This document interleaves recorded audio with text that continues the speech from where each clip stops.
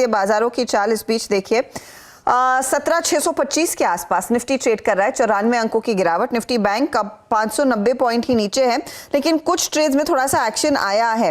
वीरू, आप मेंशन कर रहे थे पीवीआर, अचानक पीवीआर को देखकर आइनॉक्स लीजर में 3.5% तक की तेजी, तो ये नेशनल लेवल से और एक्टिव होता हुआ ये Westlife development, Barbeque Nation जैसे ट्रेड्स और हरकत में हैं। आज यहाँ पर थोड़ा सा एक्शन जोर पकड़ता हुआ दिखाई दे रहा है। कुल मिलाकर जो कंजम्पशन वाली थीम है उसमें और भी पैसा लगता हुआ क्लियरली।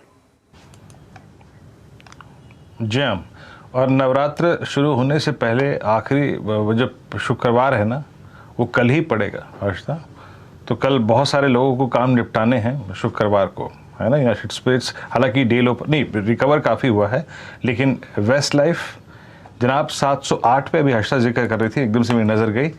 वेस्ट लाइफ अगर आज यहाँ पे इस जोन पे क्लोज होता है, और मान लीजिए अगर आप देखें करीब करीब 709 पे क्लोज होता है, 710 पे क्लोज होता है, तो ये वेस्ट लाइफ का इसके करियर का बेस्ट क्लोज होगा। तो जो वो जुबिलेंट की कॉल हम की बात कर रहे थे ना, और आई थिंक या फिर हमने इसकी वेस्ट लाइफ की बात करी, वो एग्जैक्टली थीम है इस वक्त, याद रखिएगा। बाजार ने आपको अपने आप को बहुत, अगर आप देखें इंटरेस्टिंगली, कहाँ एग्रेसिव स्टॉक्स में बैंकिंग से, कहाँ अगर आप देखें एग्रेसिव स्टॉक आईटी से, कहाँ कैपिटल गुड्स से अगर आप देखें निकाल के संभाल के अपने आप को एक सेफ ट्रैजेक्टरी की तरफ अगर आप देखें ले गए। Actions in few pharma, action in few diagnostic stocks, action in I think few hospital stocks, और पूरा का पूरा अगर आप देखिए याद रखिएगा एफएमसीजी और कंजम्पशन थीम आज काफ़ी अच्छा खासा करती हुई। और इसका ये देखिए वेस्ट लाइफ को दिखाइए जरा, 715 हो गया बात करते करते, 60707 बात शुरू की थी, इट्स 715।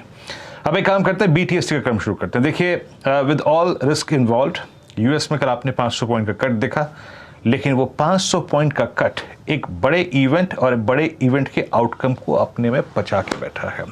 और एक और चीज़, कल का लो 200 वीक एक्सपोनेंशियल मूविंग एवरेज है, एक बहुत क्रिटिकल पॉइंट है जो कि हिस्टोरिकली यूएस मार्केट में लास्ट 22 साल की ट्रैजेक्टरी में सिर्फ 3 बार वॉयलेट किया है। इन सब बातों को ध्यान में रखते हुए विद ऑल रिस्क इन्वॉल्व, आइए देखते हैं हमारे मेहमान आज क्या पिक कर रहे हैं। मानस, क्या कैरी करेंगे आप कल के लिए? इंडियन होटल्स को लेके जाएंगे, और इंडियन होटल्स के अगर आप पैटर्न देखेंगे तो वो तो बहुत पॉजिटिव है। हाई टॉप हाई बॉटम्स है, 22 मूविंग एवरेज के ऊपर स्टॉक लगातार ट्रेड कर रहा है, और आज एक फ्रेश ब्रेकआउट 60 मिनट चार्ट पे देखने को मिला है 330 के ऊपर। तो आई थिंक यहाँ पर खरीदारी करनी चाहिए, 327 के स्टॉप लॉस खरीदारी करिए। उम्मीद करिए कि जो पिछले हाइस थे स्टॉक्स को ब्रीच करेगा और 345 की तरफ जाएगा। तो इंडियन होटल में खरीदारी करेंगे, 327 का स्टॉप लॉस, 345 के टारगेट। ओके, इंडियन होटल्स याद रखिएगा। इंडियन होटल्स अगर मैं सही हूँ तो इस ट्रैजेक्टरी में इंडियन होटल्स, एक सेकेंड, ये इसका 334 पे नहीं, इससे बेहतरीन क्लोज हम ऑलरेडी देख चुके हैं 15 सितंबर को, और बट स्टिल बहुत स्ट्रॉन्ग। आशीष चतुर्मोता जी, आप क्या पिक करेंगे, क्या कैरी करेंगे? तो मेरा पिक कंजम्पशन बास्केट से ट्रेंड रहेगा। बहुत ही बढ़िया चार्ट वीरेंद्र इस स्टॉक का नजर आ रहा है। मुझे लगता है वीकली चार्ट पर ये स्टॉक कंसोलिडेट कर कर अब अपने नए ऑल टाइम हाई को क्रॉस करेगा। 1490 के आसपास फ्यूचर्स में ट्रेड कर रहा है। स्टॉप लॉस लगाना चाहिए 1460 का, और मैं समझता हूँ 1560 की ट्रेजेक्ट्री ट्रेंड के स्टॉक में देखने को नजर आ सकती है। 1560 की, यानी trend frankly speaking Ashish ji के ओपिनियन के मुताबिक इट्स 1485, इसका ऑल टाइम हाई क्लोज मेरे ख्याल से यही है। यस, आज ट्रेंड अपने करियर के एक बार फिर से हाईएस्ट क्लस्टर पर जाके क्लोज होगा। तो मानस का ट्रेड हो गया, आशीष चतुर्मोता जी का ट्रेड हो गया, इंडियन होटल्स हो गया और ट्रेंड हो गया। राजेश पालविया जी, आप क्या कैरी करेंगे?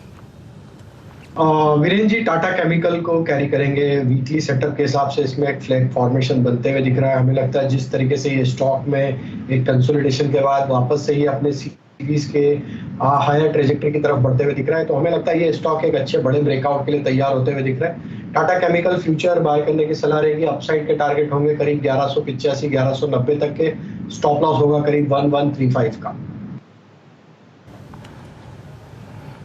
टाटा केमिकल, दरअसल ये था आशीष बहती जी का ट्रेड, उन्होंने पिक किया था इस ट्रेड को, और बेहद ही शानदार, खूब सूरत और एक मोमेंटम में जब ये स्टॉक था उसको पिक किया था।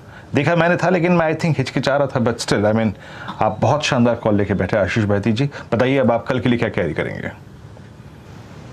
डाबर को एज अ BTST कैरी करने की सलाह रहेगी, जिस हिसाब से FMCG में पूरा ब्रेकआउट देखने मिला है। डाबर में ब्रेकआउट आज आया है, 20 डेमा को आज रीगेन करके एक बहुत स्ट्रॉन्ग वॉल्यूम बार के साथ 2.5 मिलियन के वॉल्यूम के साथ एक अच्छी क्लोजिंग दे रहा है डाबर। तो 590 की टारगेट के लिए खरीदारी की सलाह रहेगी। जो स्टॉप लॉस मेंटेन करना है इसमें वो है 568 का। डाबर 576 पिक कर रहे हैं आप कल के लिए। प्रकाश गावा सर, आप क्या कैरी करेंगे? तो मेरा स्टॉक है जो मैंने कल भी दिया था 1 बजे, आज सुबह भी दिया था मैंने मॉर्निंग कॉल में, लाल पैथ लैब्स। अब रिपीट करूंगा, अब 2.5% ऑलरेडी अप है, लेकिन स्ट्रक्चरली मुझे लगता है कि और भी अप मूव बाकी है। अब ट्रेड कर रहा है 2448 पर, टारगेट है 2500 का, स्टॉप होगा 2400।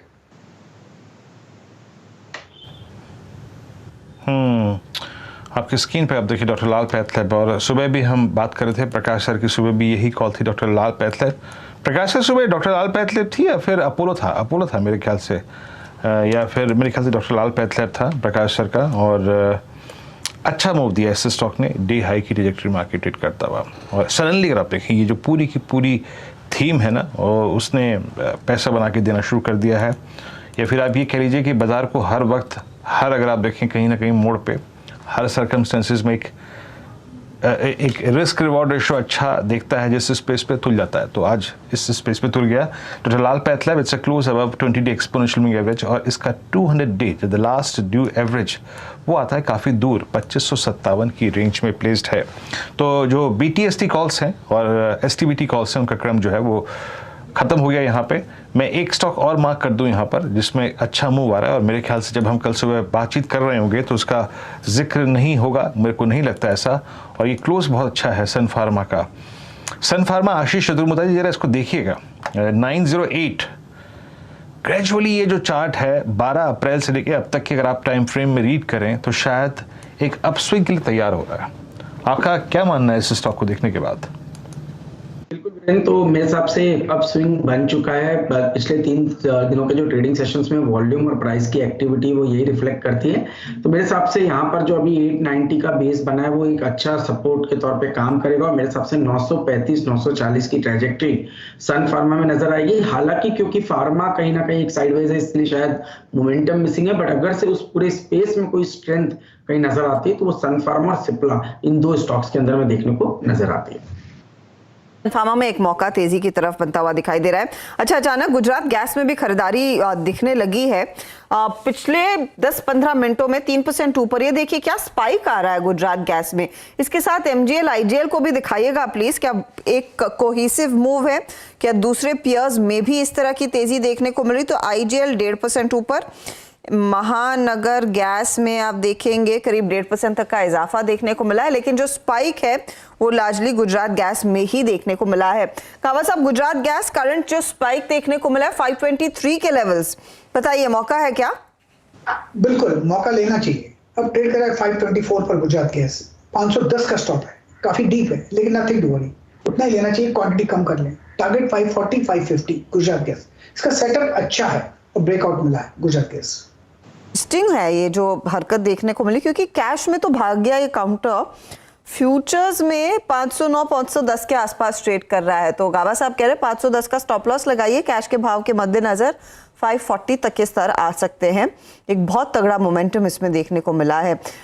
इसके अलावा आप ध्यान दीजिएगा, अच्छा हमने मिड कैप IT की ज़्यादा चर्चा नहीं की, लेकिन कोफोर्ज, L&T टेक सर्विसेज, ये कुछ स्टॉक्स हैं जिनमें एक्शन देखने को मिला।